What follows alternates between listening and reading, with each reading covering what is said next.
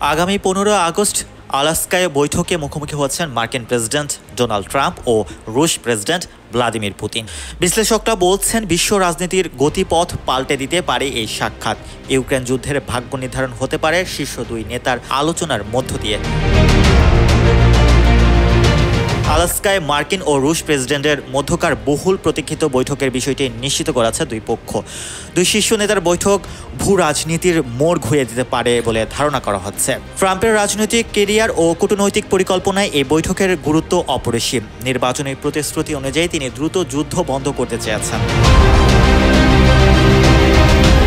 শুরুতে রাশিয়ার প্রতি কিছুটা নমনীয় হলেও যুদ্ধবন্ধের আলোচনায় অগ্রগতি না হওয়ায় কঠোর শুল্ক ও নিষেধাজ্ঞার মাধ্যমে চাপ সৃষ্টি করেছেন মস্কোর উপর। এমন এক পরিস্থিতিতে বৈঠক হওয়ায় তাই এর কূটনৈতিক ও রাজনৈতিক গুরুত্ব বাড়িয়ে দিয়েছে। পুতিনের সামরিক ও রাজনৈতিক লক্ষ্য যুদ্ধের মাধ্যমে পূর্ব ইউক্রেনের নিয়ন্ত্রণ নিশ্চিত করা এবং ন্যাটোর বিস্তার রোধ। 1991 সালের সোভিয়েত ইউনিয়নের পতনকে তিনি শতাব্দীর সর্ববৃহৎ ভূরাজনৈতিক বিপর্যয় হিসেবে উল্লেখ করেছেন বহুবার। Mohammad Rasel, news 21 international desk.